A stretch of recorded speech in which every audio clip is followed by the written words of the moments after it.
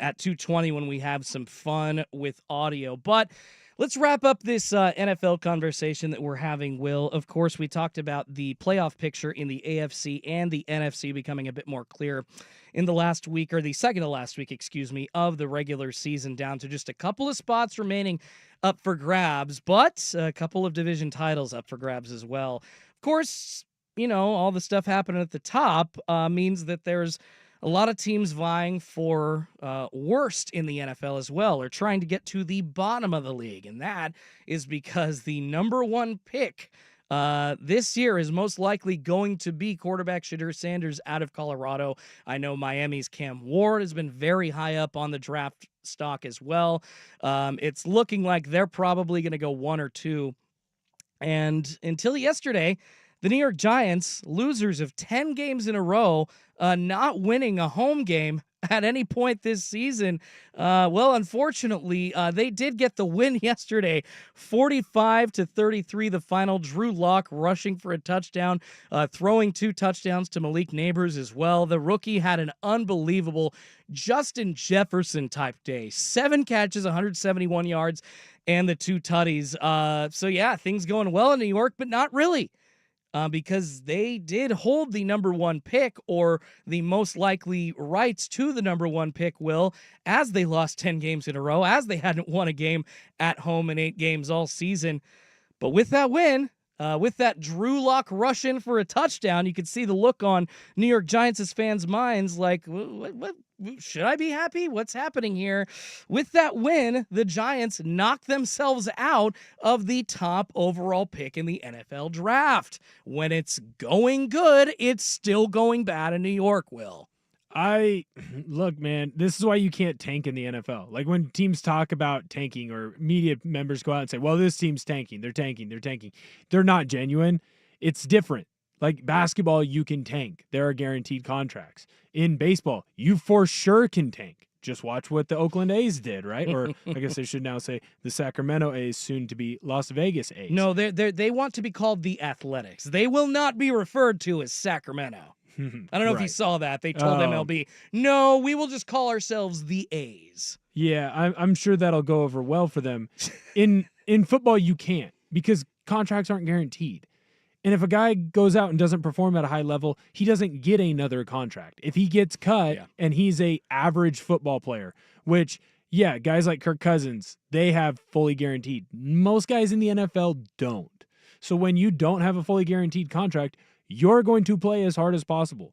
I guarantee you, in that locker room, a lot of guys are pretty fired up about it, even if they don't think they're going to be in New York next year, because it's going to give them a better opportunity to get signed. And if you're a New York Giants fan, like, you can be upset all that you want, but there was never a point, save for maybe week 18, if Brian Daboll is guaranteed that he's getting brought back, maybe they start playing some of the backups instead of some of the starters.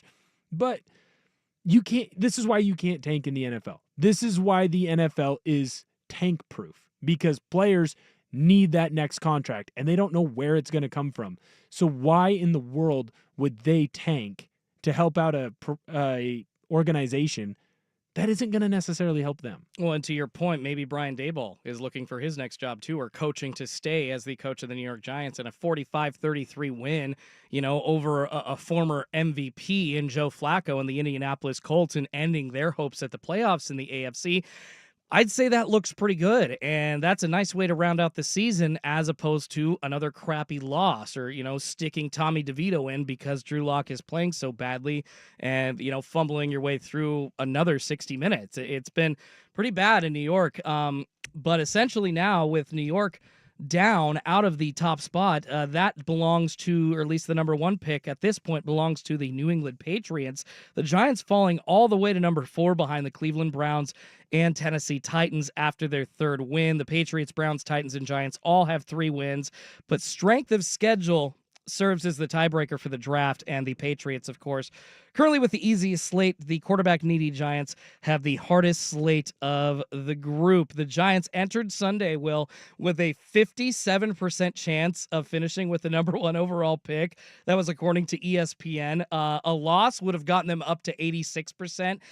Now, after that win, it dips to 5%. The Patriots are heavy favorites to land the top pick now at 78% and have a 100% chance of landing a pick in the top 5. So, and we're talking about Shedeur Sanders and Cam Ward being available. So you don't need the first pick, but damn, if you're now the New York Giants, you're essentially looking at having to trade with New England, giving up next year's number 1 pick if you're New York, and trying to move up in the draft to ensure yourself a shot at one of those top 2 teams, or a shot at one of those top 2 quarterbacks, because you're still fighting teams in the Browns and the Titans on top of the Patriots, both of which also have a 10% chance at the top overall pick in the draft. It ain't pretty if you're New York right now, at least as your offseason plans, as far as your offseason plans go.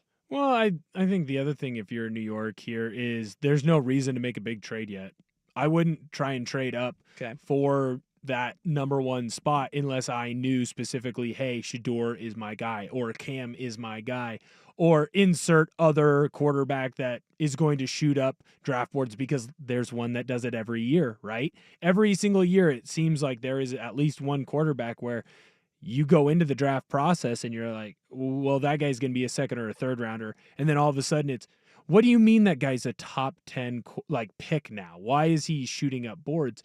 And so if I was the Giants, I would go to the pro days of Shedeur. I would go to the pro day of Cam Ward. I would go to the pro day or whatever that version of it is for Jackson Dart. I would do the same thing for Dylan Gabriel. I would do the same thing for Carson Beck. And I would really look through, what are they? I'd make them work out with my team at the facility. I'd watch what they did at the draft combine. And then if you fall in love with one guy and you know he's going to get picked up, well, then go make the trade to go pick him up. Look who's in free agency. If Sam Darnold doesn't get signed, maybe you go throw a bunch of money at Sam Darnold, right? Look at free agency. Kirk Cousins, he's going to get cut. Maybe you throw a bunch of money at Kirk Cousins. There are going to be options for them to go after that doesn't necessarily mean selling the bank. And right now, like, no offense to Cam Ward, no offense to Shedeur Sanders, is there any guarantee that either one of them is going to be a hit? No.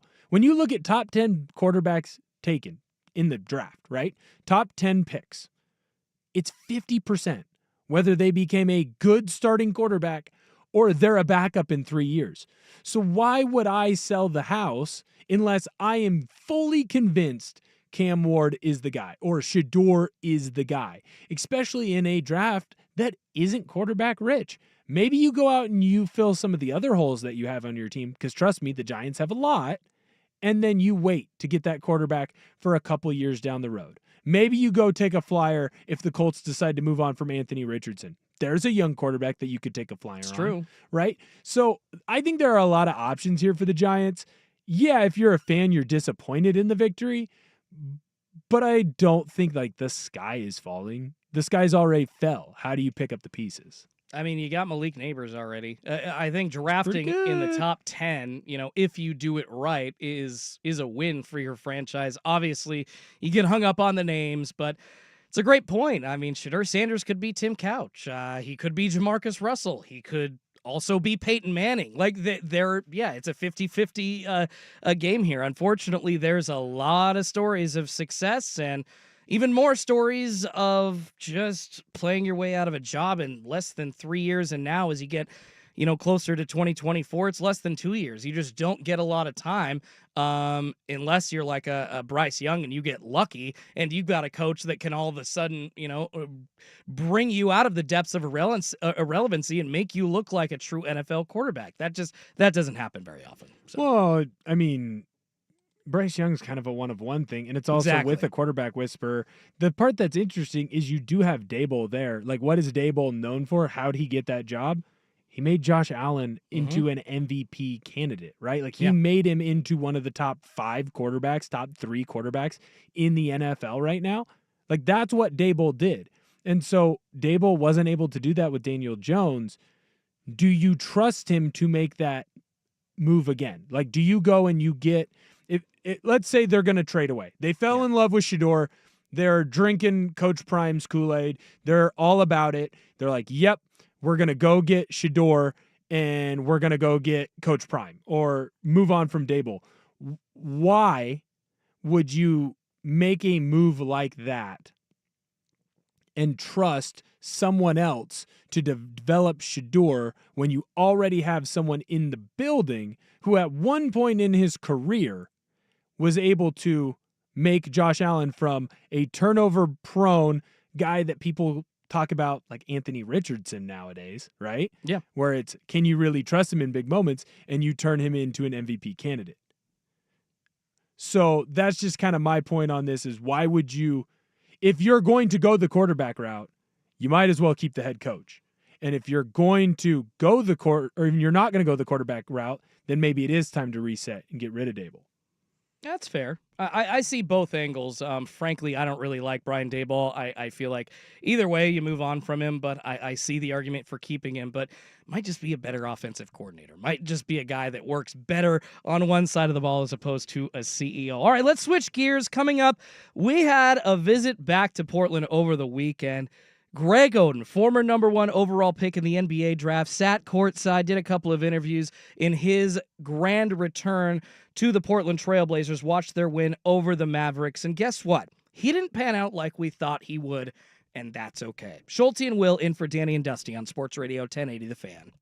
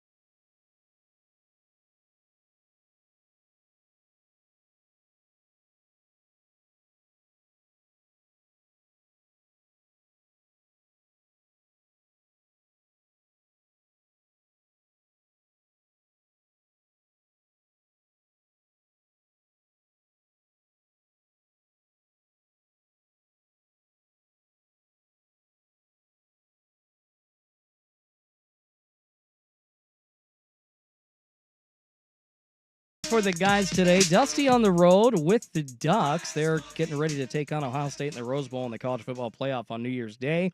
We're going to have all that coverage right here on The Fan on New Year's Day. So Schulte and Will in tomorrow as well, actually. It's pretty cool. Got a lot of opportunities this week. Love it every time when I get to host with Will. But let's switch gears, Will. We've been talking a lot of NFL.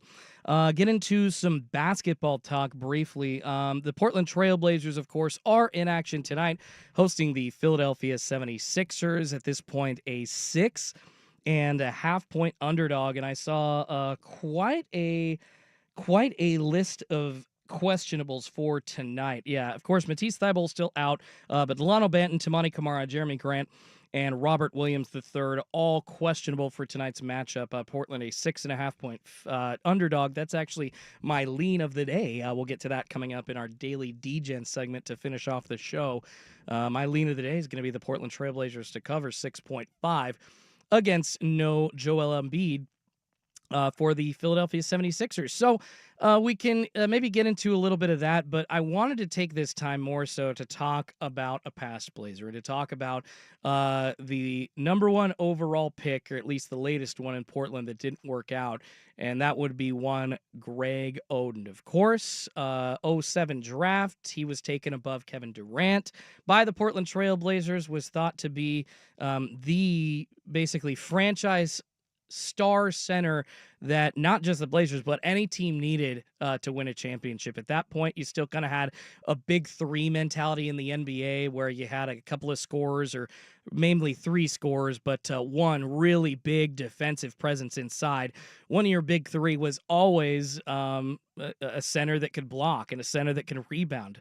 Shooting, for guys over 6'10" outside the 3-point line, it kind of sounds like I'm giving a history lesson, but even like 15, 17 years ago, Will, it wasn't as big of a practice, and you just didn't see centers stepping out like that. It just didn't happen. You didn't want guys like Donovan Clingan shooting threes in 2007. Well, it was a different style of a game. Like Exactly. Back then, you had to make sure that guys got post touches. Like it was expected if you're the starting center or starting power forward, you're getting 10 to 15 to 20 post touches, depending on what player it was and how big of an impact you had on your offense. Like you are getting the ball in the post. Nowadays, that's not what's asked. You had bigger postmen back then. You had guys who wanted to play with their back to the basket. That almost never happens nowadays. It's a much faster game. It's a smaller game. And by smaller, I mean more of a weight size thing, right? And Greg Oden, the irony is whether Greg Oden gets hurt or not, I think you can look back on the game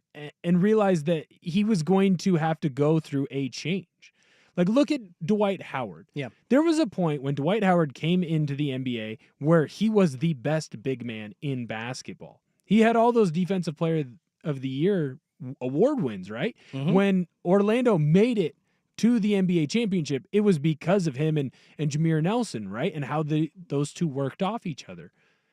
But then as his career goes on, he's not able to get on the floor as much because he's too big. He's too lumbering. Teams would go small and they'd beat him because eventually he would get too tired. And so he had to change how he played and his style of game. Greg Oden would have had to have gone through all of those same changes, and there's no guarantee that he would have even been able to have been effective if he made those changes. How would his game have changed? So if you take away injuries, unfortunately, just because of the way that the NBA evolved, Greg Oden was going to have issues in the NBA just because of the style that he played in. And I think that might be able to give Blazer fans a little bit more of a reprieve, or at least now that you have so much more time removed from when Oden was playing here, there's a little bit more of an appreciation of, hey, like, we're sorry of the pressure that was put on you. The weight of a franchise was placed on your shoulders, and you weren't able to live up to it, so you get labeled a bust and you get attacked on social media or even in person verbally, right? Yeah. And now I think there's a little bit of time passed where fans can kind of go, hey, you know what? We appreciate you being here, and we're sorry for how we treated you. Yeah, it was definitely a different era, and you're right, Will. Those guys they just played differently. But even beyond that, of course, the playing style was the trouble for Greg Oden even getting on the floor, unfortunately. I mean, it was It was rough, that news after he was drafted and then appearing. I think it was a rally at Pioneer Square where he appeared, and fans just giving him the love that he deserved, and Greg Oden kind of bowing down. Like, I will never forget that as a kid. And then literally what, a month after that, we hear that, oh, before he even plays a game, he needs microfracture surgery on his right knee. Then the next season, after he tried to come back and play in his actual rookie season, he needed microfracture surgery on his left knee. Then I think after that, he fractured a patella, and then he needed another injury on the other knee. It was an arthroscopic surgery on his right knee again. I mean, it was just injury after injury. Knees and ankles were never good for Greg Oden, but guess what? It wasn't his fault. I found a really good article. It was actually written, it's from 2012 by former coworker of mine, Eric Ringering, but he goes into somebody named Zig Ziegler. He's a sports kinesiologist, excuse me. And Zig discussed in 2008, or Zig, I guess, Zig or Zig, I don't know how you pronounce his name, but back in 08, he was consulting for the Blazers, and he talked about this himself in this blog post, talking about how Tom Penn asked him to perform a series of examinations for the entire Blazers team, and for those tests, he found that Brandon Roy, Greg Oden, and Joel Prisbilla were all at major risk for knee surgeries and possibly suffering career-threatening injuries as well. And as we know, each ended up having multiple serious knee injuries, and careers ended because of those knees. Joel Prisbilla's did not, but Brandon Roy's, Greg Oden's did not have nearly long and successful careers like they should have because of those knees. And it was beyond that. Jeff Pendergraph, while he was on the roster at the time for the Blazers, had a knee surgery. Elliot Williams also had a big knee surgery. We're talking meniscus tear after microfracture surgery, and that even microfracture surgery in itself just isn't used anymore. And it's unfortunate that the Blazers staff just also commented by Zeke, basically that the Blazers staff wasn't big enough on the medical side. Will, I don't know how many guys you had trainers-wise on your college football team, but I remember back in the day for the Blazers at this time, it was like Jay Jensen and an assistant trainer. I don't think they had more than 2 or 3 guys, and when you've got multiple guys with serious knee injuries or the possibility of that, and you're not putting that money into guys that can be around to support that, Paul Allen isn't making that investment, it does create an issue, and I don't think any trainer is going to be able to handle 4 guys going down with major knee injuries. It's just too much to ask. I don't.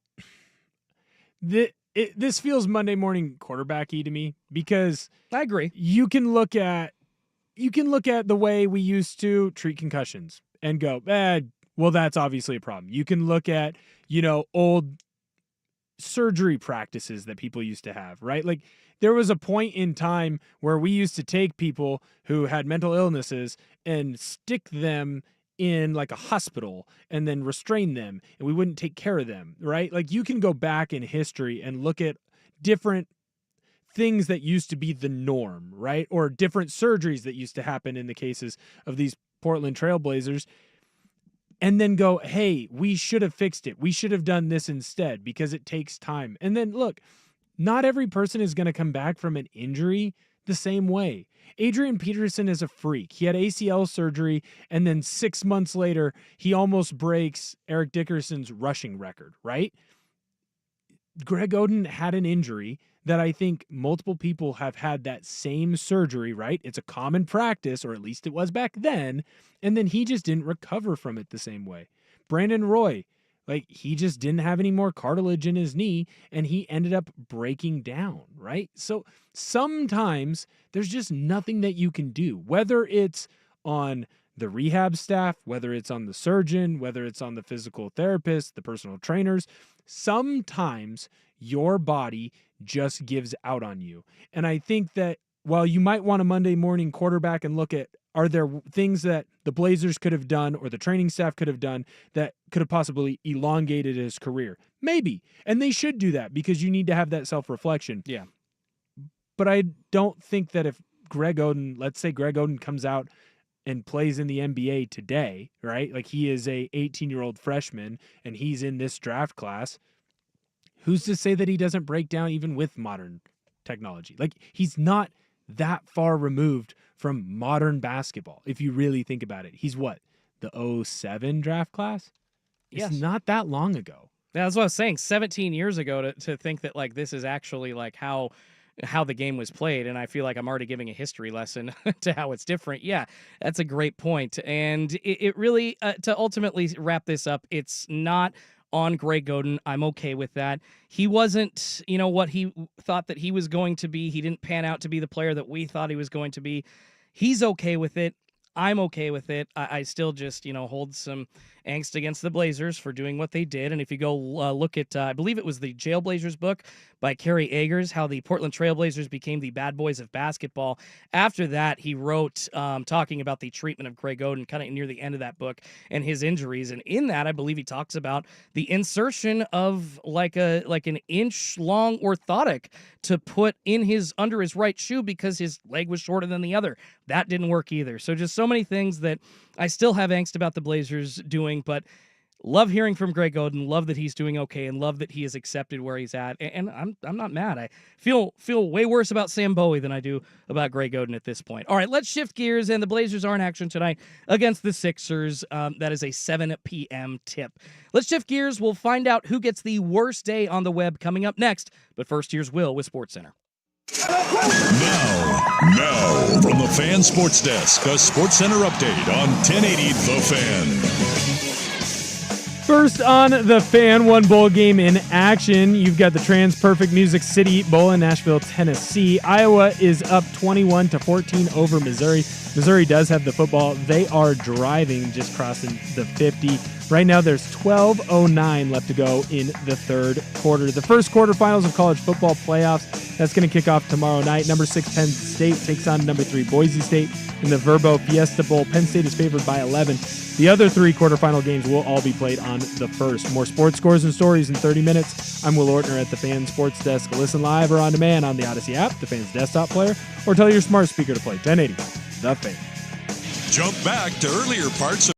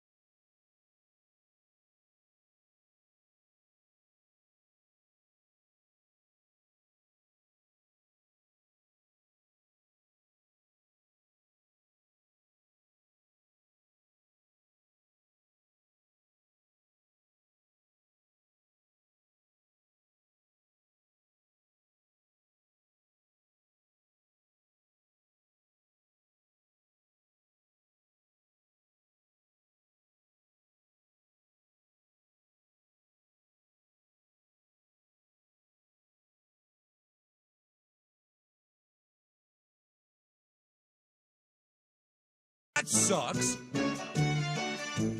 Well, I saw this clip on Saturday, and it just made me laugh. Like, I get it. This is still technically amateur basketball that we're talking about. Our worst day on the web comes from the Gonzaga-UCLA game. I believe it was on Saturday, number 14 Gonzaga, in a pretty exciting matchup against number 22 UCLA. Everybody thought it was going to be a close game. It was, and it actually came down, Will, to the final seconds. I believe we have the clip of today's worst day on the web for Gonzaga. Here's why. He wants to chuck it, and he goes short for Greg.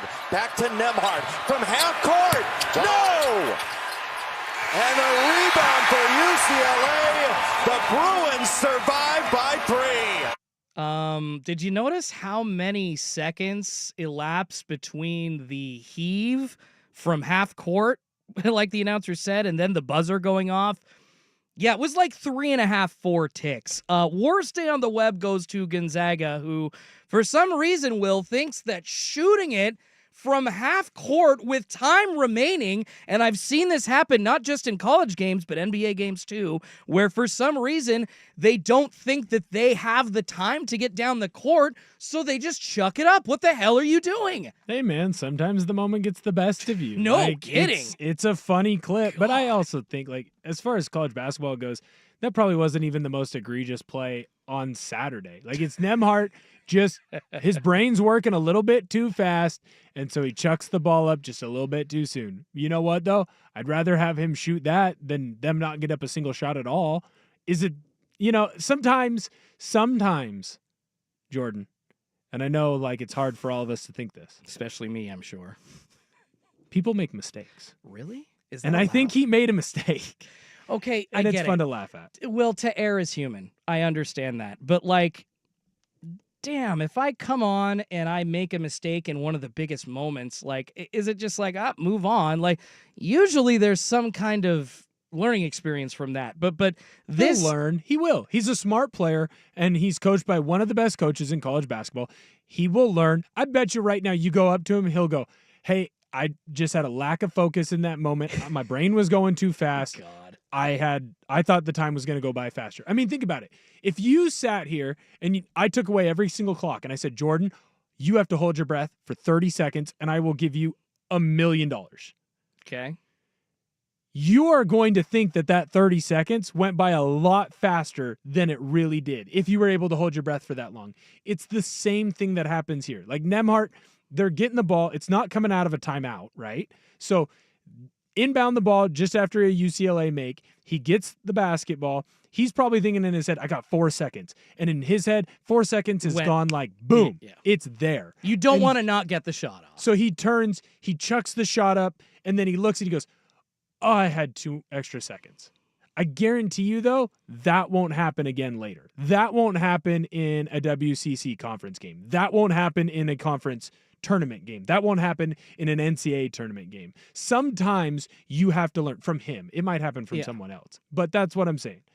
If he gets the opportunity again, which he probably will, it's basketball. There are a lot of close basketball games. He will not make that same mistake. It's just a learning process thing. I get it, but to me, It is funny, though.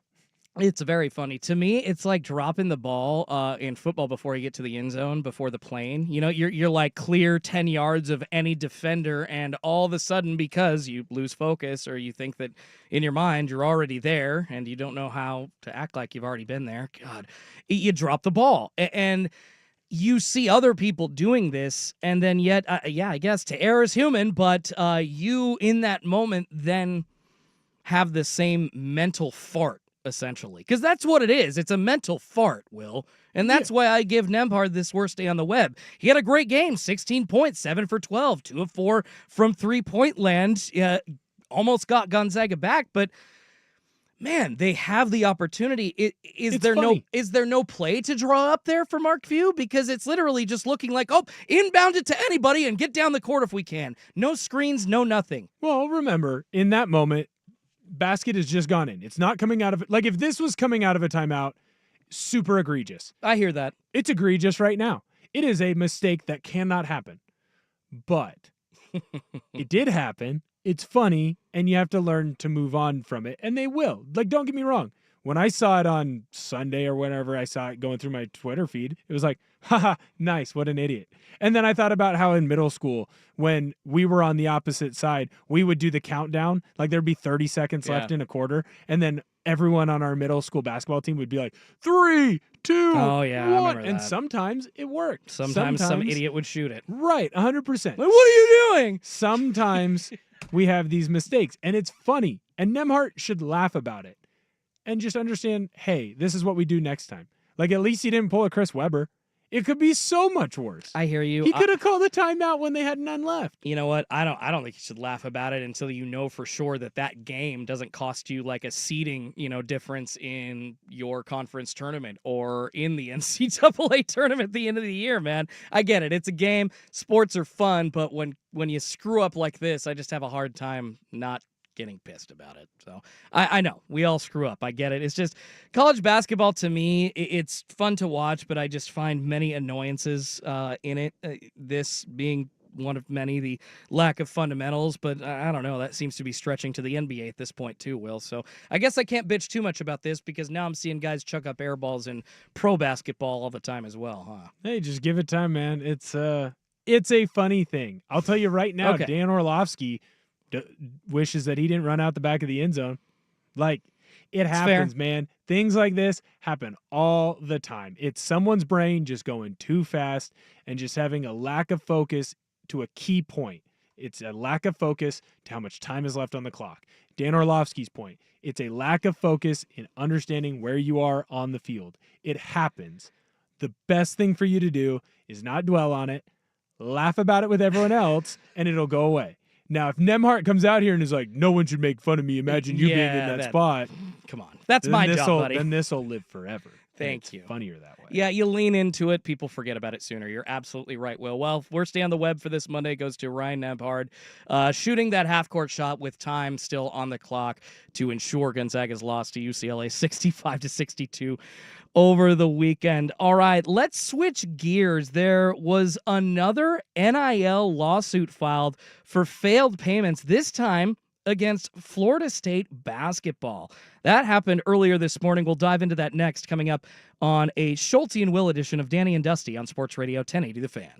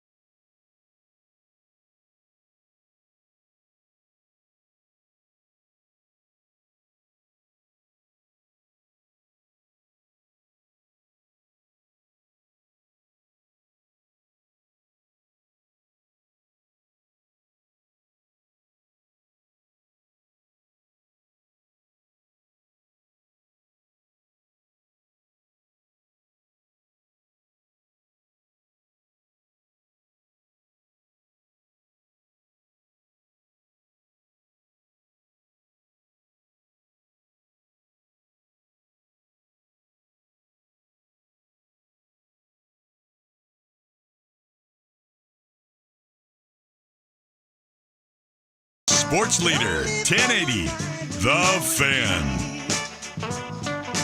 6 former Florida State basketball players suing Seminoles coach Leonard Hamilton today. They allege that he failed to make good on a promise to give them $250,000 in NIL compensation. This is from ESPN. This dropped early this morning, and I'm trying to remember, Will. I do believe the UNLV quarterback that left was the first major story as far as a player not getting NIL compensation that was promised to them. I don't think there was a loss. Jalen Rashada, I believe. Yeah, Jalen Rashada as No, well. no. Yeah, Sluka was UNLV. He's the Yes. first mid-season. Exactly. If I remember right, that's why Jalen Rashada tried to get out of his NIL deal and his letter of intent signing with Florida. But there were no lawsuits filed in either case, correct? I believe I this. don't know. This is a first, if I am correct. It is a first in the world of name, image, and likeness money, and it's not just one, it's multiple kids have alleged Leonard Hamilton of making promises that he did not follow through on. And yeah, $250,000, $250,000 each. That's a lot. They filed suit in Leon County Circuit Court and had a 20-page complaint essentially saying that they were promised money from Hamilton's business partners at multiple points during the season at a couple of team meetings, as well as before transferring to Florida State. Of course, the university says that an inquiry into the allegations is ongoing, but we know at this point of no unfulfilled commitments by SFU in terms of scholarships or other appropriate benefits or Rising Spear Collective. So essentially, Will, we're kind of seeing the wild, wild west coming to a head here with the world of NIL. There's no contracts. There's really no hard records. Like when you and I go and pay for something or we buy a service, there's usually a receipt. There's usually some kind of paper trail, that says, hey, this is actually happening. And I'm not sure. Reading into this, it doesn't say like if this was like guaranteed via email, if there was at any point, written down on paper, because it's a weird world. But if you say something, it's not true. But if you wrote something down when it happened, or there's like a file of an email or something, that is enough proof to say that it happened. But it doesn't seem to be like he even promised anything on paper here. But none of these plaintiffs in the lawsuit are still with the team. I believe this is like from last season as NIL started, and a couple of these players' eligibility is gone. But yeah, not surprised here as far as like failed promises go, but I am surprised, Will, that it's getting to the level of a lawsuit, basically making its way into the court system now. So I went back through. So Jaden Rashada was actually, I don't know if he's the first, but he did sue Florida. Okay, he did. So when Thank he you. originally committed to Florida, the rumor for his NIL deal and what he's claiming that he was basically guaranteed, or what his contract was a 4-year, $13.85 million contract. He gets over to Florida. It basically falls through somewhere between him signing the deal and him showing up. And so then he transfers over to Arizona State. And this has actually gone through the courts. It looks like a U.S. District Court judge in Florida heard oral arguments, but then dismissed the suit earlier this month, because this article just came out like literally 3 hours ago on The Athletic. Wow. So this isn't the first time that this has happened, and I would expect it to happen more, or at least rumors of these things to happen more. The problem is always going to be, can you prove it, right? Because what it sounds like, at least from my research into the Matthew Sluka case, that's the UNLV QB. Yeah. He had committed there. He was a transfer from Holy Cross. He claimed that he had been offered a couple $100,000. I think it was $100,000. I believe you're correct. It was like $100,000 or a couple $100,000 in NIL money if he became the starting quarterback. He became the starting quarterback, and then he didn't get that money. Now, the question is for these coaching staffs, is it a coach that's saying they're going to do that, or is it, some booster?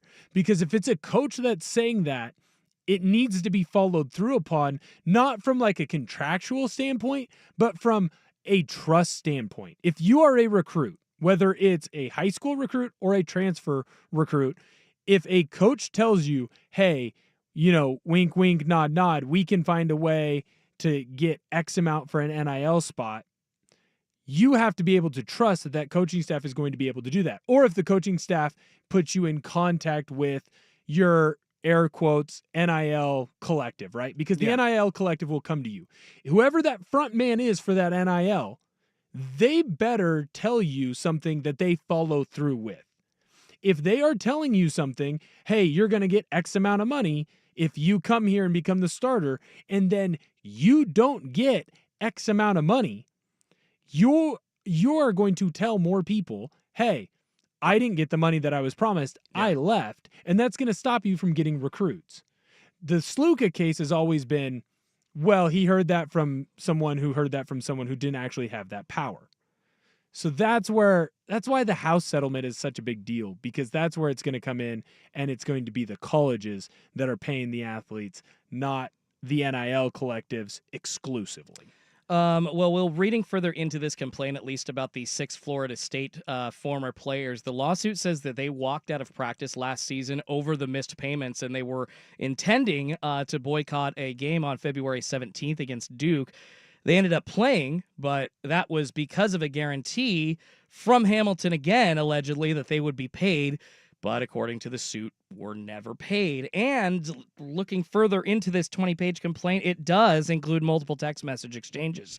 I see some texts here. So, Will, there is proof. It sounds like that the coach was texting some of these players. It looks like it in this complaint, and there is a record, a paper trail of... Well, and that can get the coach in trouble. Yeah. Because remember, the coach is not supposed to have contact with the NIL collective.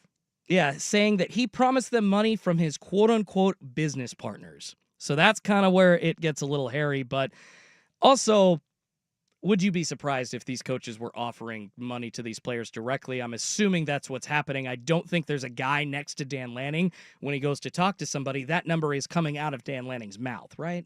I would expect with those big universities that they have a different way of dealing that. Sure. I would expect that most coaches put them in contact with the NIL collective people or the NIL collective people. You know what? The truth is probably this. The NIL collective people make it well known that they're in charge of the NIL collective. Because again, remember, the coaches are not supposed to have contact with the NIL. Yeah.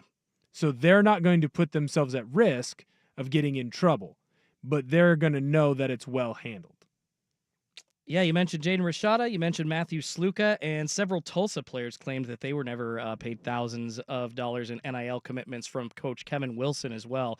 So yeah, this is just the latest in a string of lawsuits and interesting stories surrounding the NIL collectives at different schools. We'll see if this happens more and more, and we'll see if the NCAA or if it has to be like the courts here in the United States themselves try to fix this with some kind of like for sure record on paper. This needs to be a contract. It's kind of shocking that That's is still... what the House settlement is going to be. Yeah. It's going to get fixed with House. Yeah, it's still in the wild, wild west out there, like you said, Will, and that is just pretty crazy.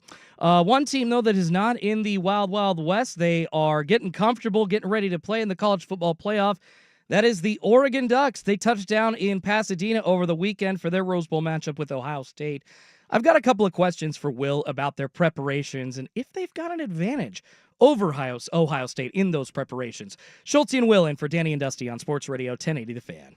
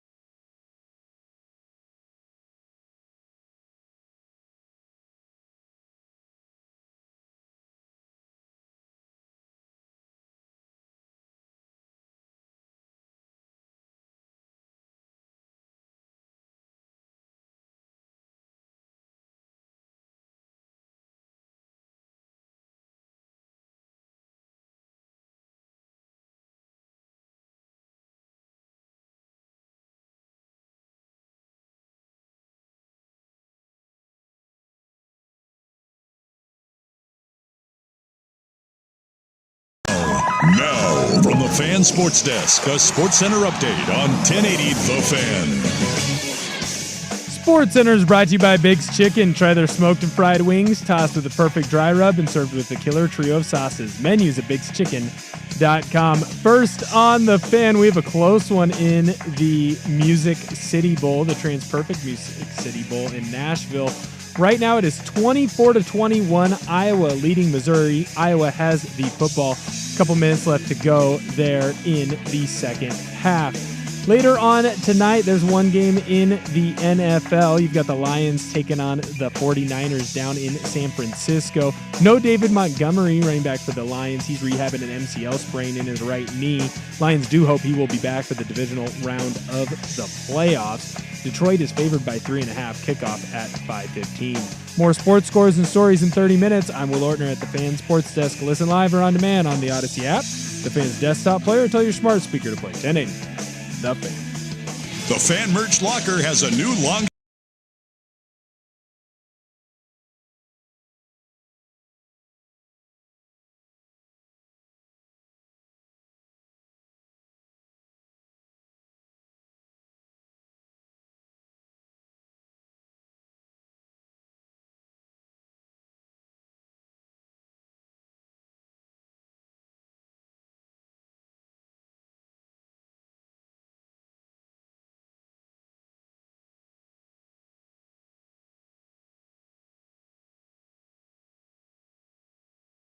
Hour number 3 of a Schultze and Will edition of Danny and Dusty here on Sports Radio 1080 The Fan.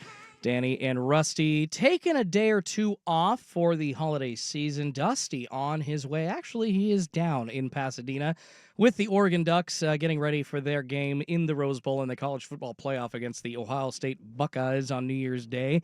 Yeah, Dusty got there with the team over the weekend. Flew down there. Seems to go pretty smoothly. And Will, one flight that didn't go very smoothly, you did tell me about this before the show today, and I wanted to hit on it before we got into the Ducks travel talk. We gave Gonzaga, or at least Nembhard from Gonzaga, the worst day on the web because of his three-point shot from half court with 4 seconds to go to ensure the loss to UCLA. But what happened to Gonzaga before could have been much worse. This was a Friday game, but apparently when Gonzaga basketball landed in Los Angeles for their game, they almost, and this was in like a smaller private jet style. It's an Embraer E135 jet. So it's kind of one of those smaller people that usually see, you know, smaller groups or rich people riding in. It's literally, I'd say, less than 25% the size of a commercial airliner. But you see a video uploaded all over the internet. It's not really good audio, but you can see a commercial Delta plane taking off and almost clipping the top of this Gonzaga team jet in this little Embraer jet. Unfreaking believable. Thank goodness that the air traffic controller was paying attention. The videographer that put it up said he had never heard an ATC person speaking to a pilot telling them to stop, stop, stop, like they did. Usually air traffic control contact, Will, it's not supposed to be frantic. It's supposed to be calm. You're supposed to, you know, be very clear and concise. And you're not really supposed to get too emotional. That's kind of how you're trained to do it from the pilots and from the air traffic controls end. But a little emotion slipping in there because some people were in grave freaking danger. And Will, this is already right after, I don't know if you saw the South Korean plane that tried to land on its belly in Seoul and ended up crashing at the end of the runway, killing 169 of 171 on board. God, as an aviation nut, as somebody that is obsessed with this kind of thing, you know, I know that all of these crashes have gotten us to safer air travel. It's really, really, really tiny of a chance that you're going to get into a crash. I think it's a better chance that you get into a car crash than you would an airline crash statistically. But seeing these kinds of things, Will, oh my God, it scares me.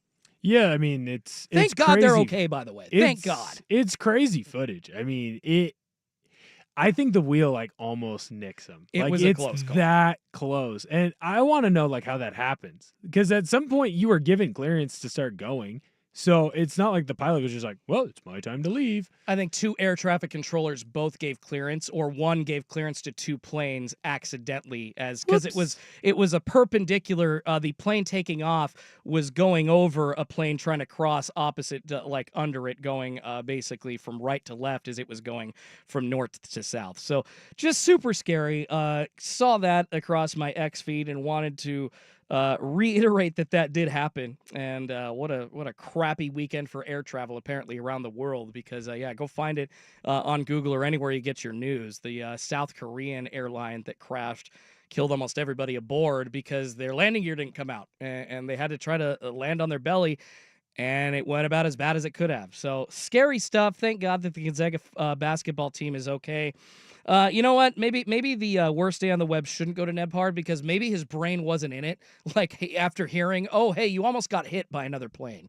Maybe that threw him off just a little bit. I think that was after, was it not? It said before. It said before their game on Friday against UCLA.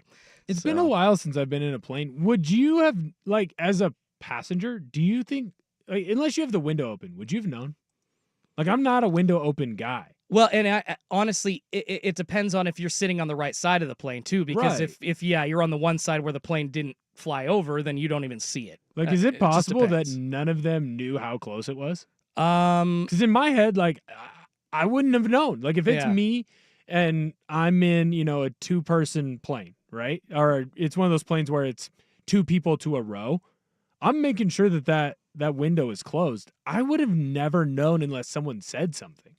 Like, unless someone looks out the window in that exact moment, there's no shot that I know. So do you think, like, the Gonzaga players, they come back, they look at, like, video, or they're on, like, social media, and they're like, oh my God, we almost got hit by a plane. Like, when was this? Where'd this come from? Yeah, I'm not sure that they were able to see it. That's a really good question, Will. But I do know that LAX in general, I don't want to blame either of these pilots, because LAX in general has one of the biggest, like, near miss plane rates in all of the United States' airports. It's just super busy there. There's a lot of air traffic, and you understand that there's a lot of planes moving through a small area. But yeah, cities like LA, I don't know if you've ever flown in and out of San Diego, Will, but the very San Diego is terrifying. yeah, the low approach in and out of the city. Well, you have no, to go thank you. over the Yeah. skyscraper, whatever Yeah. that skyscraper is. You go over and then, like, right down.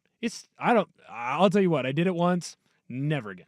Well, and thank goodness that the Oregon Ducks didn't end up having to deal with any of this as far as, like, near misses go. Oh my goodness. So yeah, Oregon getting ready to play in the Rose Bowl as we switch gears to their matchup with Ohio State. Lots to talk about as far as positional matchups go, Will, previews. We'll get into that actually all tomorrow. I'd like to really spend most of the day tomorrow talking Oregon. We're going to talk, of course, Monday Night Football recap. We'll recap the Blazers game tonight against the Sixers. And I'll get to a couple of stories that I didn't get to today, like Luka Doncic robbed, Aaron Rodgers possibly killing his legacy. Is that being destroyed just with each passing game? We'll get to all of that stuff, as well as some more Oregon Duck talk tomorrow. But I wanted to today, and we actually spent this segment talking about too much air travel, but I want to take this over into the next segment talking about the Ducks air travel and ask Will a couple of questions, and love to talk with you on the Vancouver Ford text line as well about whether or not you think Oregon has an advantage over Ohio State in the Rose Bowl because of the limited travel as compared to the Buckeyes. That's coming up next on a Schulte and Will edition of Danny and Dusty here on 1080 The Fan.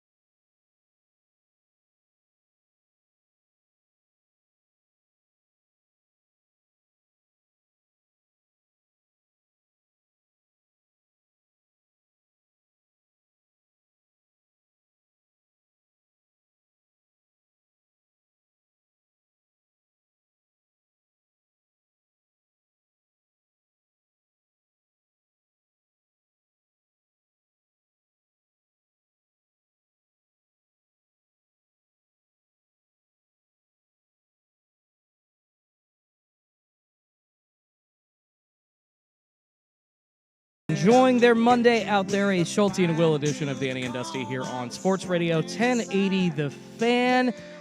Let's get to Oregon's preparations for the Rose Bowl, of course, coming up on New Year's Day. We've been talking about it for a month. Oregon, for a while, didn't know who they were going to play. And, of course, Ohio State beating down Tennessee in the first round of the college football playoff to set up this crazy rematch. And I am very, very excited, Will. Super stoked on my Ducks. Posted, oh gosh, I think like 3 weeks ago, put $100 down on them to win the Natty. Sucks. I think the odds have gone up since then. They were like plus 360. They're now up to like plus 410, 425. I saw somewhere around there, so I could have gotten better money if I waited, but I was just so damn excited. But apparently now that everybody knows that they're facing Ohio State, their chances have gone down. Oregon, a 2.5-point underdog in this game, mainly because of Ohio State's defense, I would say, and the wide receiver battle leaning to Ohio State as far as talent goes. They've got Jeremiah Smith, a very good young freshman, and Egbuka as well. They're so talented in every spot, and I think a couple of positions you do give the win, unfortunately, talent-wise, to Ohio State. But we'll get into more of that tomorrow, Will. I wanted to ask what both teams are going to be dealing with travel-wise and how that's going to affect them if they really care at this point. It was interesting to me just kind of reading this article from Oregon Live talking about how Oregon landing in Pasadena over the weekend with a business mentality. Kobe Savage basically letting everybody know that Coach Lanning has emphasized that it's not a bowl game, it's a playoff game, it's do or die. This is a business trip. This is really to go to work. And yeah, it's the granddaddy of them all for you Ducky fans, but this is something that means much more than that. And thankfully, to go to a game like that, Will, you only had a 2-hour flight? So I do wonder, you have experience with this as well. Does Oregon have an advantage going into the game because of the easier travel? Like 2 hours or less from Eugene down to Pasadena as compared to like a 4-hour flight from Ohio? No, because they all got down there, Saturday, Sunday? Yeah, Saturday, night? Sunday. Yeah, that's plenty of time to adapt, to change. Like if you're Ohio State, you probably spent the whole last week because you're not in school right now. Yeah. You probably practiced around game time. I bet Oregon did the exact same thing. Smart. So that you're used to firing at that key moment. You're used to going through your process and all of the things that you need to go through to be ready to perform at the highest level. I think especially what they're doing for travel is completely different than what anyone else does for travel. Like if you think about getting on a plane flight, it's a chartered flight. So you're only dealing with your teammates and a couple boosters and the coaching staff, maybe the president of your university, maybe some select band members that are getting to travel down that way, right? The usual. For the people that you're used to dealing with. For the most part, like a chartered flight is 1,000 times different than a normal flight. Okay. You're not going through TSA pre-check. You are hopping off the bus. You're getting your bag checked really quick, maybe not even at all, depending on who's taking what bags and how that all works. The flight is fully stocked with whatever food that you could want, whatever the coaching staff probably wants you eating. Exactly. You're relaxing. It really isn't that big of a deal. And if it was like both teams land and then they play the next day, then yeah, there would be a benefit to Oregon. A 2-hour flight is much easier than a 4-hour flight. But when you have 5 days in between? You're going to have 3 practices. You're going to be ready to go. That type of schedule isn't going to affect a team in a bowl game scenario like this. What about like the familiarity for Oregon being there? Because this isn't really a new venue for them as opposed to Ohio State. This is kind of a new spot. Yeah, I get it. Big Ten champions have always played at the Rose Bowl, but Oregon's visited UCLA and gone to the Rose Bowl, gone to Pasadena. They've taken this trip several times. Beyond Dan Lanning being in the program for multiple years now, you've got players that have been around that have taken this trip to UCLA. I guess, Will, I'm sure you had some familiarity with your opponents, right? There's probably a favorite spot or two of yours that you had to go to. And I don't know if you felt excited, not nervous at all going to those spots as compared to others, but like, does knowing the area maybe? Because I do feel like Oregon players, Oregon coaches know that area. They've been down there, and I think Ohio State's coaches do too. They recruit, they go everywhere. And Chip Kelly was literally there last year. Exactly, but I'm not sure Ohio State's players do. But do you think that gives any advantage to Oregon, knowing the area, being familiar with your surroundings? For me, it would make it easier for me to get down to business. I don't know how that affects, semi-pro or pro football players, whatever you want to call them. I wouldn't say that it really affects this much, other than like, are you used to going to like a special dinner place beforehand? Like, I remember when we traveled, we always loved traveling to LA because there was a barbecue spot in LA that every single year when we played Azusa Pacific, we were going to go eat there.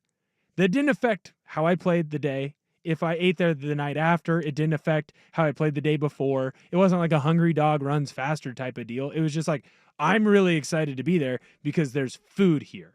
That's the only difference. It's like, that's a food that I like, So I don't think that the venue is going to play a role. Like, it might be nice that Oregon played there this year if, hey, there's a wet spot that it's a little bit slicker in this area. It's not as fast of a track, right? Because it's natural grass. So there might be a benefit to knowing, hey, how is the grass going to play? Is there a spot where the sprinkler waters it too much or it doesn't get enough water? Maybe, but really there's no extra benefit. The Rose Bowl is the granddaddy of them all for a reason. That is going to be the most pristine field and playing conditions that it is all year because it has to be, because that's what the Rose Bowl is. I don't know that Oregon can gain any extra, hey, we've been to this part of the country earlier in the year. Yeah. Any advantage from that. I do think where Oregon might be able to gain an advantage is in the fact of they played in a bowl game last year that you knew you had to perform at a peak level. Like Ohio State last year, they knew that they were going to win, right? Like, they go into a bowl game, they were playing Missouri. Missouri wasn't a top tier opponent. Obviously Oregon, they're going up against Liberty, not a top tier opponent. But Lanny's still preparing them for business. Exactly. The Ohio State top players, they all sat out. Yeah. The Oregon players didn't. And so I wonder if that'll play a role. But then again, Ohio State, they just played a college football playoff game. How many Oregon Ducks have played in a college football playoff game? That's true. But not any on this roster. That's for sure. So how long? I understand that they've had the time to prepare for both teams, but like we were talking about in the first hour, go podcast it wherever you get your podcasts, about Kansas City possibly dealing with a little bit of a lag after so much time being played. Do you see that happening to Oregon? I mean, Ohio State is obviously a little bit fresher. Oregon has had the extra time. That can be an advantage, but it can also be a disadvantage going into this Rose Bowl. The advantage is that your team probably hasn't been this healthy since you played week 1. Yeah. Like, this is the healthiest you've been or you will ever be. The disadvantage is there could be a rest versus rust issue here. I don't think it'll be this way. Again, you've played in multiple bowl games now under Coach Lanning. Coach Lanning knows how to come out of a rest, obviously not this long of a rest, but he knows how to come out of a rest period where you come out hot. They came out hot in the Fiesta Bowl against Liberty. They came out hot against North Carolina, I believe, in the Holiday Bowl his first year. I think so, yeah. So the most important thing is that offense needs to get humming. You need that first down. Get everything clicking in the right direction, and I think that'll be the most important thing for this Oregon team, and I think that they can do it. You have a lot of older players, right, that have gone through this, even if it wasn't with Oregon, and you have a lot of older players that have gone through this with Oregon. So they know what they need to do to come out and be firing on all cylinders. So I guess I'm hearing what you're saying about the lack of like a quick turnaround for a game, really not spelling any advantage for either Ohio State or Oregon here, but like I still feel like, to me, I'm maybe just missing something because Oregon did they always show up like the day before their games? I thought maybe for their Friday stuff they did, but like Oregon going across the country, flying to, Michigan, for instance, they got there on Thursday of that week, if I'm not mistaken. They didn't get there the day before, unless I'm just totally making this up. No, they got there early. The Michigan game they went over, they got there earlier. Yeah. I want to say that Wisconsin was more of a traditional travel game because the Okay. game was later. Exactly. Like I think some of it with the Michigan thing was that the game was earlier. It was still a noon kick, if I remember correctly. Yes. But it was part of, like, they wanted to get over there. They wanted to get acclimated. The beauty of the bowl games and now the playoffs is there are things that you do beforehand, and they're stupid, right? Like, oh, you get to go up and sing a rap song or have a dance battle, whatever. Whatever they have you do. Just don't wear fatigues like Miami, right? God. But they have these things in place that the teams have to go to and do that forces the teams to be there earlier, which Yeah. forces the teams to acclimate earlier. And so I don't think that I really just don't think that the travel is going to affect these teams. When you have 5 days to be in an area, like they've probably already gone to the Rose Bowl. They've probably already walked around the Rose Yeah. Bowl. Oregon, like you played in the Rose Bowl, but there's going to be more fans at the Rose Bowl game than there were when you took on UCLA, on a late night Big Ten after dark game. I don't know, aside from like maybe they have a better nutritionist that handles it better, or maybe you have I just don't see I just don't see an advantage that can be gained with how the bowl games handle it. I understand, and I guess I sound like Duck fan trying to find a little bit of something that they can lean on, but I swear I'm not coming from that angle. I'm coming from the angle that I heard that it was tough for Oregon to travel across the country all season, and yes, I get it. It's bowl season, and it is a little bit different. Or Ohio State, does have a little bit more time to prepare than a traditional one-game turnaround that they do against Oregon, but I just still have to hold to that point a little bit that if it affected Oregon, or if people thought it was going to affect Oregon, didn't really look like it did. They were the only undefeated team in college football all season. If people thought it would affect them at any point of the season, then I would assume or hope that people think it's going to affect Ohio State in that same way. I hear what you're saying, though, Will. This is a special game. It's a special circumstance. And, yeah, Chip Kelly was there last year. They've got familiarity on the coaching staff side, but it's just the travel for players. This is something that really, this is the first year we're seeing, college players in both basketball and football having to do more pro-type travel schedules. They were pretty regional before. It was the big games, the granddaddy games where you'd have to do longer travel. So I think it's just interesting to examine that. This is kind of a new world that we're in college football. Yeah, I think it's a bigger deal during a regular season game. That's fair. To That's have fair. the travel Okay. that Oregon had to go through, and frankly that the teams have to go through when they come and play Oregon or UW or USC or UCLA. Those are big deals during the regular season when guys have to go to class until Thursday, or guys have to Gotcha. go to class, throughout the week. Guys don't have to go to class right now. No, they haven't been in class for 2 weeks. No, and you get to go to the bowl game 5 days early. So you get 3 or 4 practices while you're at the site, right? You get to go walk the grounds beforehand. The travel isn't going to be a big deal in this scenario. If it was a regular season game and Ohio State for some reason had to go 4 hours and Oregon only had to go 2 because you were playing in the Chick-fil-A kickoff game, Yeah. okay, maybe that's a problem. Maybe that's something where Oregon can gain an advantage. But when you are playing in a Rose Bowl game like this, there's just too much time in between when you travel and when you play the game as opposed to a regular season. Well, we're just under 48 hours away from kickoff at this point. Oregon facing off against Ohio State at 2 p.m. on New Year's Day. We're going to have all the coverage of it right here on The Fan. And we're going to continue to dive into Oregon's preparations and do a little bit of a preview tomorrow for the Rose Bowl. Have a lot of Oregon Duck Ohio State talk scheduled for tomorrow here on Danny and Dusty. All right, let's switch gears, though, to another college football school and a big hire. Did Washington State get the best man for the job? That's next, but first, here's Will with SportsCenter. Now, from the Fan Sports Desk, a SportsCenter update on 1080 The Fan. SportsCenter is brought to you by Vulcan Design and Construction. Check out their award-winning outdoor living designs or schedule your free design consultation at vulcandc.com. First on The Fan, one last game in Week 17 of the NFL season. Lions traveling to San Francisco. They're taking on the 49ers. Detroit is favored by 3.5. Kickoff at 5:15. The Seahawks have officially been eliminated from the playoffs after the Commanders' victory over the Falcons on Sunday Night Football. Seattle will take on the Rams in LA next Sunday for their final game of the season. Over in the association, the Blazers are back in action tonight. They're taking on the 76ers.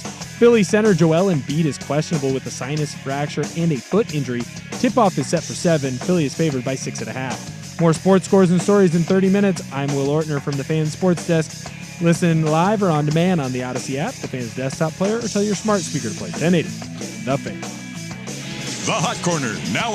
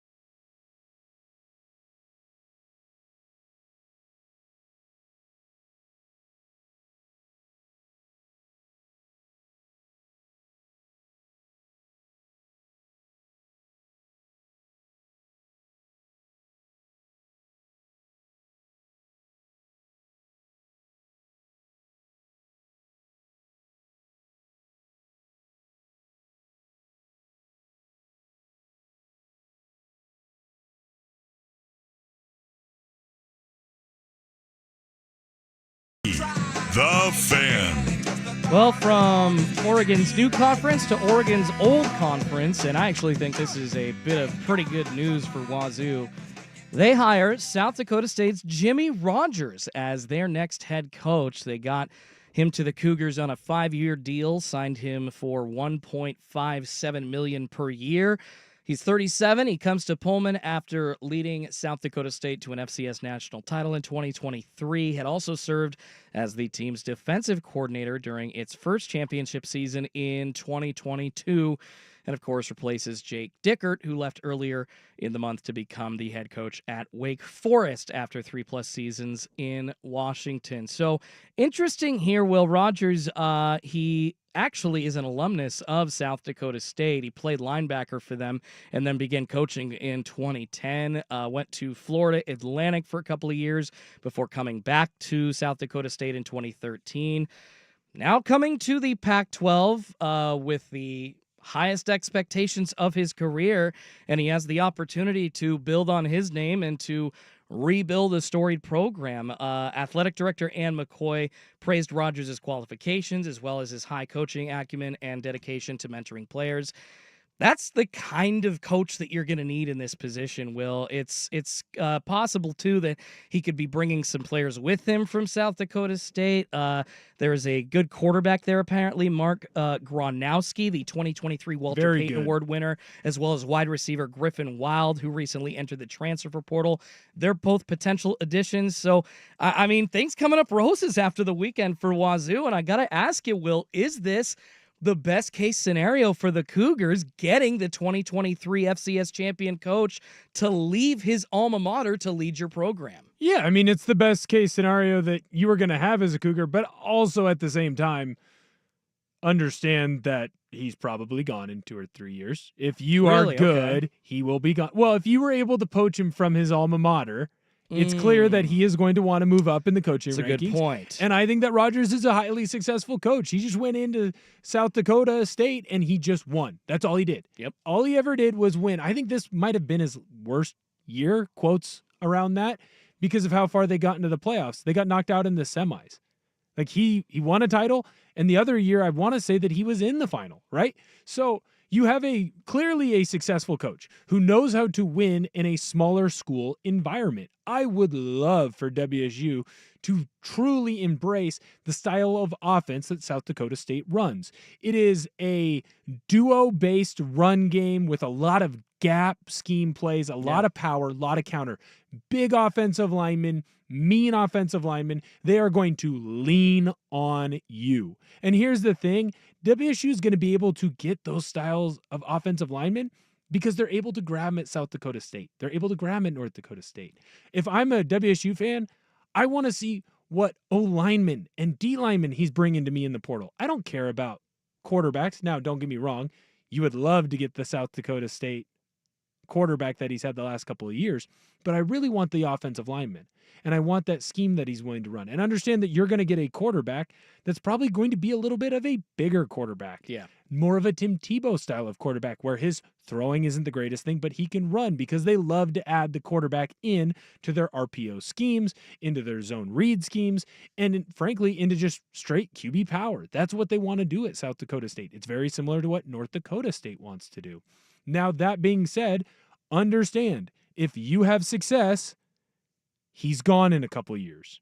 So just know that if this is the route that you're going to go down, you're going to have to re-up and find the next FCS coach or the next Mountain West coach or the next insert smaller school coach here to continue to travel through this plan. It's not a bad plan, and I think it's probably the best option that WSU has moving forward.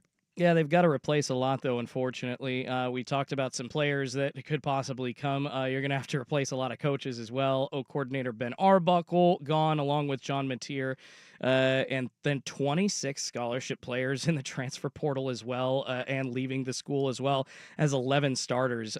That's just nuts. And after an 8-1 season, I mean, so you got stuff to build on, or an 8-1 start to your season before kind of faltering when Jake Dickert kind of seemed like he started having conversations with Wake Forest at that point of the year and just didn't really care about what was happening on the field. Like, they've got the bones, Will, for some success. And I think going forward, this is a huge hire today, but I think going forward, it really spells success for the future of not just Wazoo, but Oregon State as well. These programs, they aren't laying down and taking it. They're doing everything they can to remain relevant in this really weird, strange new world. I love it, but it's a strange new world of college football. And yeah, like I said, it's good for both schools now, but moves like this, OSU's acquisition of Malik Murphy before Christmas, That is what I want to see from these schools, because it tells me, Will, that they're setting themselves up for the future.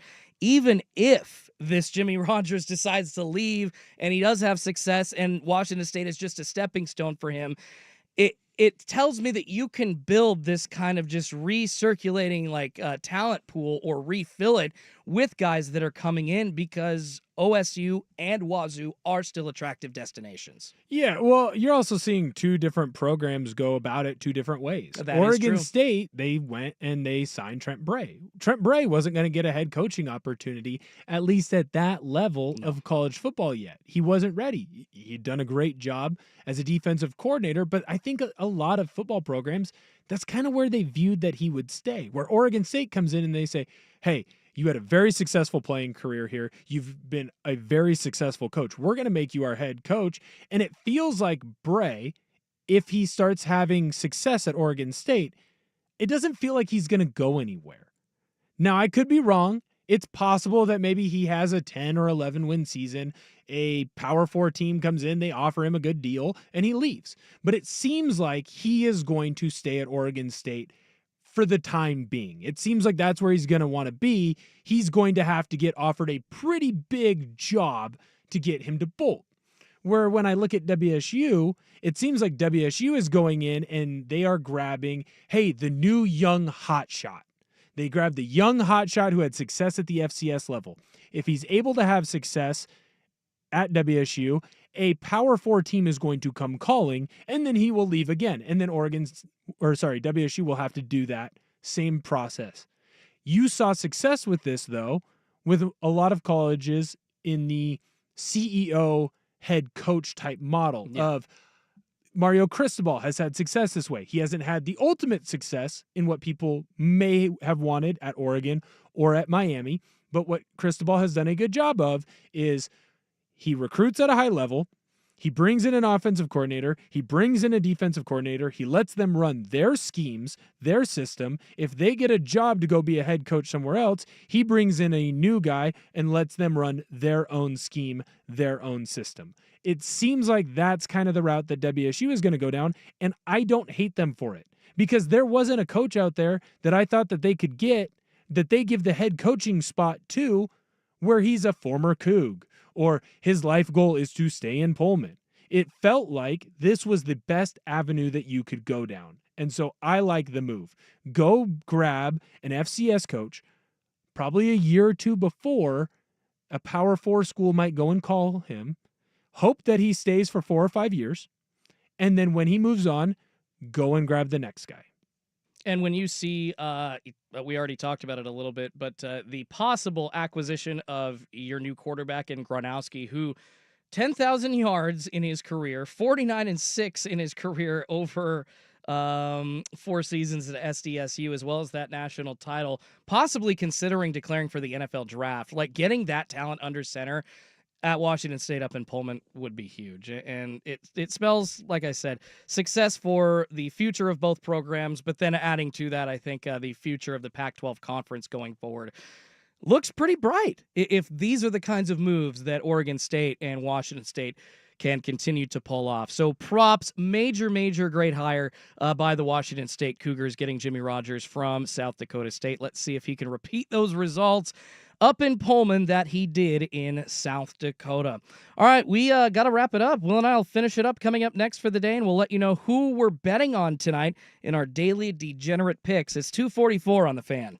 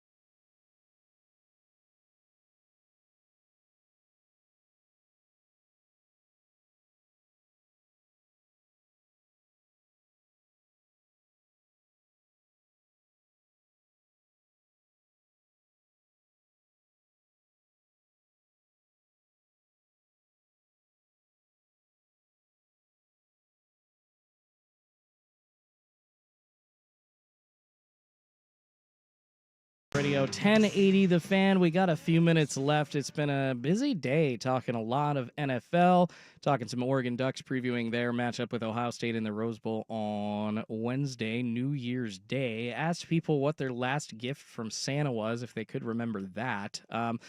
Do see on the Vancouver Forward text line, 503-8646-FAN, a lot of good thoughts coming in about the Wazoo and OSU talk. Of course, Wazoo hiring Jimmy Rogers as their next head coach. A double check on that Malik transfer news with the Beavs. Last I heard, he hadn't actually signed with them yet. God, I haven't heard anything otherwise. Maybe the paperwork never was signed, but he hasn't signed it yet. But he has not spoken. He's committed, against, but he's not. Yeah. It's like most things in life. Don't count it until it's been signed. So it sounds like he had committed, but he hasn't signed any official paperwork. Let's get that money into his bank account. Somebody, what is the Kenny Dillingham quote? Pay that man his money, who is basically quoting Teddy KGB from Rounders when he gets beaten by Matt Damon's character in that movie. Yeah, pay that man his money. I really hope that's the only hang up here, because yeah, if Malik's having second thoughts, that ain't good. And as I get an update to that on the Vancouver Ford text line, Malik Murphy is visiting Texas Tech this weekend. Damn, Will, I hate when you verbally commit somewhere and then all of a sudden you decide to go visit other schools. That's one thing about the commitment system and transfers. I get it. Kids change their minds. Then don't commit in the first place. That would be so weird if I could just say, hey, I'm going to go work at this radio station, and then all of a sudden, after saying it for not a week or two, but like a year, because that's happened too. See Dante Moore when he decommitted from Oregon and went to UCLA. He was a long time commit to Oregon before that. I just don't know why you commit in the damn first place. That's what I said to Livy Dunn when I verbally committed to be her boyfriend, and then she just enters the transfer portal and picks up this Paul Skeens guy. It's Bush League. I don't think she had to enter any portal. I think her and Paul were waiting on each other for quite a while. Sorry, denied Will. my transfer request. You strike me as one of those guys just shouting outside of the gymnastics arena, waiting to go in. Would never do that. Never ever. That is just midnight DMs, dude. Come on now. It's your best chance that you've got it getting anywhere near her. Loved your Viore ad. What do you think about coming down to Portland? Don't even think she's ever been here. Nor does she need to come here, because sounds like a great reason for her to come on by. I mean, I'm sure it would be nice to see her up in Seattle, like in one of the suites, if the Pirates ever made it up to T-Mobile Park and Paul Skeens actually happened to be pitching during that 2 or 3 game Voodoo set. Donuts, baby. No, don't. There's so many other better donut places here. Voodoo is such a tourist trap now. My goodness. Everybody else makes a maple bacon bar now. Like, you can get a maple bacon donut pretty much at like most normal. There's a spot in Wilsonville that I go to for my donuts, and you can get it there as well. All right, Will, we got a couple of minutes left. One thing that I like to do to wrap up every show here on Sports Radio 1080 The Fan, if I did have my own show, our final segment every day would be our daily degenerate picks. I like to give a lean of the day, Will, and a lock of the day. So we're going to try get y'all's betting accounts a little bit more flush with our picks. My first pick, my lean of the day, Will, is going to be the Blazers plus 6.5 against the 76ers tonight. They've been playing a lot better as of late.